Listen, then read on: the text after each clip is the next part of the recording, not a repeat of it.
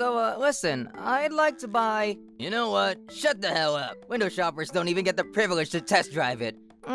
Instead, we'll cancel the 20-car purchase we had reserved, totaling $5 million. Trouble Busters! Wow, these cars look so damn cool, bro. Good afternoon, sir. These cars have just been imported, and there are still very few of them as of now. Wait, hold up. Wait, what? No! Alan, just what do you think you're doing here? Same goes for you, Kane. You work here? Yep, haven't seen you since junior high school. For real? We haven't seen each other once since junior high school. We haven't changed a bit, have we? No, you're the only one who hasn't changed. By which you mean... I mean, just take a look at yourself in the mirror, bro. Don't you know about this place? This is a famous store that only sells high-end cars. I do know that, Kane. And yet you show up here, out of the blue, dressed like that? This dude really hasn't changed from when we were in school. He's still a stupid jerk. Hi there, my name is Alan. As my old classmate Kane here says, I grew up in a family that wasn't exactly wealthy per se. My mother, who raised me single-handedly, was not physically strong by nature, by which I mean she got sick rather often. That's why I chose to find a job after graduating from junior high school instead of going off to high school. If I went on to pursue my education, my mother would try to force herself to work in order to support me. Hey, are you listening to me? What? Don't be vain, buddy boy. You don't have any money, and that's exactly why you never thought twice about coming here dressed like that, isn't it? You have no common sense, boy. Will you just leave me alone already? Don't you freaking understand that I'm trying to tell you to get the hell out of here? Don't you understand what I'm saying to you? Are you even listening to me? Get out of here! Get out of here! Yeah, I really like this car. So, listen, I'd like to buy... You know what? Shut the hell up. Window shoppers don't even get the privilege to test drive it. I'm not window shopping, dude. I'm trying to make a... Then what are you doing here? I'm busy as hell, damn it. Can't you just go to another store, Why don't I just buy this car in a lump sum of liquid cash right now? A lump sum of liquid cash? My, look who's gone cocky. I'm too embarrassed to even listen to you. What in the... I suggest you just buy a miniature car on eBay and ogle at it for days and weeks to come, bro. I'm telling you, man, I want to pay for this car. Look, I even have a card at the ready right here. Oh, stop, I'm gonna pee. Oh my freaking god, bro, you have the exquisite sense of a comedian. But you know you shouldn't come to a place that sells luxury cars and show anything other than a platinum card. Oh, this is too embarrassing. What the? I'm laughing so hard I'm crying. I wish I could see your mother's face right now. Oh yes, I've seen it before. I know we were a fatherless family, but Mom did her best to raise me with her own two hands, Kane. Holy shit. I think I just burned 1,000 calories because of laughing. Oh, I'm so tired. I'm tired from laughing so much. What were you saying? This is inexcusable behavior. Troublebusters, initiate! Welcome, sir. Listen the frick up, Alan. If that feeble brain of yours comprehends that you're not welcome here, you'll leave right frickin' now. You're getting in the way of my work. Is this a car you're considering, sir? Oh, I applaud you, sir. You've got a good eye for exquisiteness. $150,000 for a car of this grade is quite the bargain, I must say. I had already made up my mind a long time ago. I just wanted to take another look at it. I'll come back later to sign a contract with my wife. Thank you very much, sir. And you need not worry. I won't let anyone else touch it. We'll be waiting for you. Selling to other customers so quickly right away. What is with this prick? Oh well, let's just take a photograph of this beauty and move on to another store. Hey, what the hell are you doing? Well, what the? You scared me. What do you think you're doing, bucko? Come on, man, I'm just taking pictures. Enough. You're just gonna take a selfie with a luxury car behind you and you put it on Instagram anyway, right? Selfies? Oh lord, this is what I'm talking about. Uneducated parasites can just be exterminated for the love of Pete. A selfie is when you take a picture of yourself, damn it. Oh, I see. There are people like this sometimes, you know. People come here not even wanting to buy a luxury car, but they say, bought a Lamborghini, hell yeah, with 101 million emojis and post it on Instagram. So pathetic. It's not like that, though. Waste of my damn time. People like you don't even deserve to take a picture of any car here. Get the hell out of here. Mr. Manager. Excuse the racket. This gentleman is not a customer. He's just a window shopper. Go on now. Get the hell home to poor sick mommy. I'm terribly sorry, sir. Huh? Oh, there's no need to apologize, Mr. Manager. We were classmates in junior high school is all. That's enough, Kane. I've had enough. I'm going home. See? The man himself has spoken. You've officially made today the worst day of my life, you stupid scumbag. Don't ever come back. Kane, enough out of you. Back to the office you go now. Wait, huh? What's gotten into you, Mr. Manager? There's no point in dealing with the likes of him. I won't be coming back again, so don't worry. Instead, we'll cancel the 20-car purchase we had reserved, totaling $5 million. Huh? Are you sleepwalking or something? Please, wait a minute. Mr. Allen, sir. Mr. Allen, sir? Mr. Manager, the title is bullshit anyway. Let's let him leave quickly. We have an important customer coming in soon in any case. I just made a promise to sell him a car worth $150,000. It was a piece of cake, sir. I'm very sorry. I'm so sorry, Mr. Allen, sir. We will definitely dispose of this employee in a manner that will satisfy you, sir. Disposal? Wait a minute, what do you mean?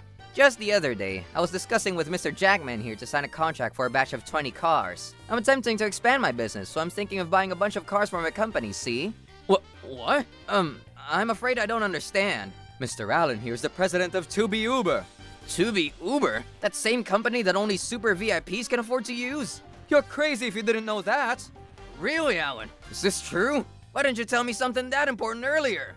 You're the one who didn't believe me when I told you that I wasn't just window shopping, Kane. But I heard that you became a taxi driver. Who would have thought that someone like you could become the president of such a prestigious company? Yes, indeed. I did start out as a regular taxi driver, but when I picked up the president of a major company, the conversations we had were amazing. I got to know him well, and he apparently took a professional interest in me. And before I knew it, I was giving rise to bigwigs. But why? I was just doing my job, treating everyone equally, regardless of their status or money, which I thought was a simple, normal thing to do. My modesty was apparently very well received by the elite, but there were limits to what I could do working as a company employee, so I decided to start my own business. Limits? Even with all these elites offering to help me out and potentially making me their business partners, there was no way I could take care of everything all on my own. And when I heard of a story of someone hiring drivers to work for their own business for the sake of their own profit, it was so blatantly complimentary that it made a lot of these drivers feel very uncomfortable with their jobs. That is the story of our Mr. President, isn't it? That's right. Being honest towards customers and treating them with sincerity is a natural part in the business world, but it does seem to be the most difficult as well. People are motivated by profit and loss. But if a businessman makes that obvious when taking care of customers, it will inevitably make them feel uncomfortable. Exactly. That's why I educate all my employees on the proper way to serve our clients. Even if the client is a general department manager of a small company, a housewife, or the president of the country himself, it is absolutely unacceptable to change the attitude in our service towards our clients. Although they may be in different statuses, they are still our clients, and that comes first before all. The president of our own enterprise is very fond of your company and its philosophy, Mr. Allen. And because I am personally acquainted with him, I always hear stories about what it means to provide appropriate customer service. Well then, so do I. The fact that 2B Uber has a different point of view from that of most other companies in the same domain, and that its employees pay attention to even the smallest of details. And that, Kane, is a secret to our success. I make sure that all of my employees are aware of what I consider to be good customer service. I make sure that no one is ever mistreated. Mistreated? Yes, trust is the first priority in the business of customer service. Thanks to that, now I never turn down a client's request, nor do I ever make them feel uncomfortable. And all my employees work together to get their clients to their destinations. The kind of person who changes his attitude based on what kind of person the customer is, there is no one like that in our company. But that doesn't mean there are no people like that in the entire world. The sad truth is that they're more common than one might think. These people are not trustworthy at all. What? You are right, Mr. Allen. It is absolutely outrageous to speak roughly to customers, or try to turn them away from what we have to offer them. I wanted to land a contract for such a large purchase here because I'm very indebted to your president too. Wait a minute. Please, I didn't know. If I had known, I wouldn't have said anything like that to you. Are those ears of those functional, or are they as good as dumplings when it comes to listening? How dare! Were you even paying attention to what I was saying? What? I'm saying that I don't trust people who change their attitude depending on their client's position or status. Well, I suppose. It's true, I admit it, I may not be smart enough. I don't even have the academic ability of a high school graduate for crying out loud. But I worked hard to help Mom, who risked everything for me when she raised me with her own 2 hands. I don't understand math. I don't even know much of any Spanish vocabulary. But I still think my ability to deal with people is better than yours, Kane. I read the newspaper and watch the news every day, and listen to various kinds of music. I've also had the pleasure of traveling to different places. This is the way I learned to do my job even better for my clients. It's crucial to accumulate knowledge because serving customers can be a very diverse job, what with the differences in culture, status, and background of each client. Well, why do you have a simple credit card when you're the president of an elite company? I don't understand. Why don't you have a platinum one or something? Mr. Allen, I promise you, I will definitely make Kane take responsibility for this inexcusable rudeness. As an educator, I too have been negligent at times, and know better than ever before that that is also a big problem. I promise to take responsibility myself as well. I am truly sorry. Wait a minute. Alan, we're friends, right? We're old school buddies. Friends? We went to the same elementary school and junior high school together. You know I'm just kidding, right? Kidding? Yes, it was just a stupid joke. So let's let bygones be bygones, please. Let bygones be bygones? Yes, sir. Please teach me the secret of good customer service too, Mr. Allen. I want to be the kind of clerk who never makes customers feel bad and uncomfortable. Hey, pretty please? Sorry, no can do. But why? I'm asking for so much. Why don't you at least listen to me for a minute? I mean, you don't even think of me as a friend either, do you? We haven't seen each other in a while, but you just said what you wanted to say to my face. That was a slip of the tongue. You know I can accuse you on grounds for contempt, you know. Grounds for contempt? No, please. I mean, you can't sue me for some things that were nothing but some snide remarks. Some snide remarks? Do you seriously think that's all you said to me? I'm telling you that I'm sorry for that. If this was a matter that could be settled by a simple "I'm sorry," we wouldn't need the police. There is no proof. If I say that I didn't say anything of the sort, there's nothing you can do, is there? Evidence? President or not, that bird brain of yours just never frickin' changes.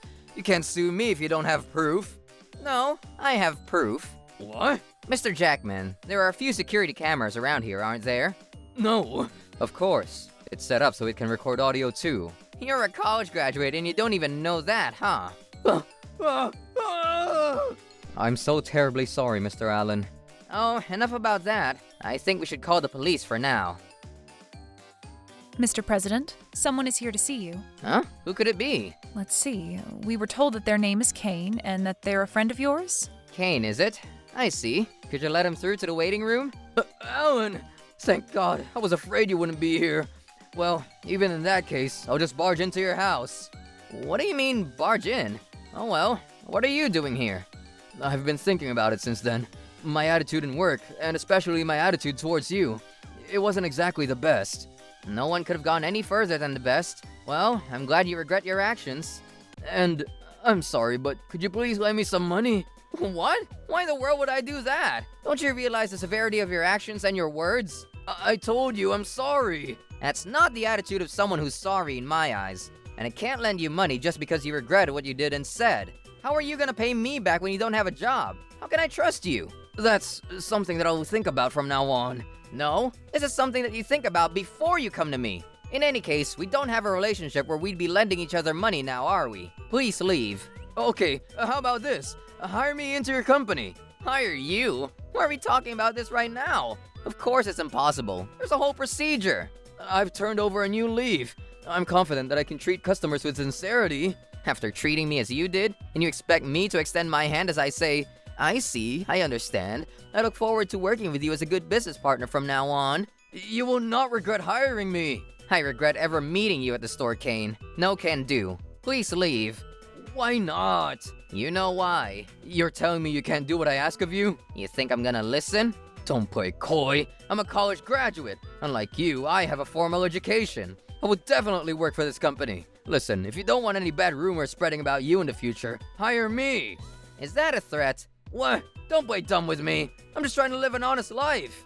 I'm telling you that you're not acting like a person who's trying to live an honest life. Over here. You again, Kane? I didn't do anything. What are you doing? You don't even have proof.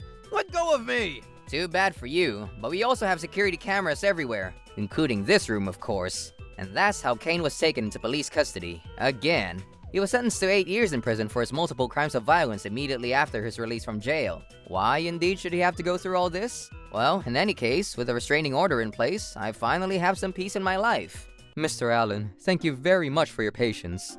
Oh my, this is so exciting! Amazing! This completes the delivery of all 20 cars.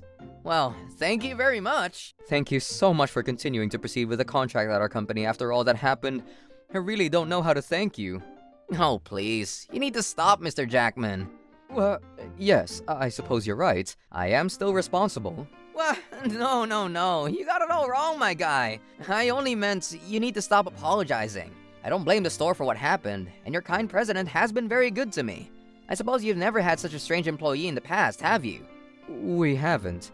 I am sorry. I will improve the training program for our employees. Thank you very much for your cooperation. I would like to continue with our business partnership with you after all. Yes, thank you very much, sir. I've learned something new after meeting Kane again. Education has nothing to do with it. As long as people are sincere in their approach to things in life, the people around them will naturally take a liking to them and trust them enough to do some pretty nice things for them. I will continue to be grateful to everyone who is involved with me and my company. Troublebusters!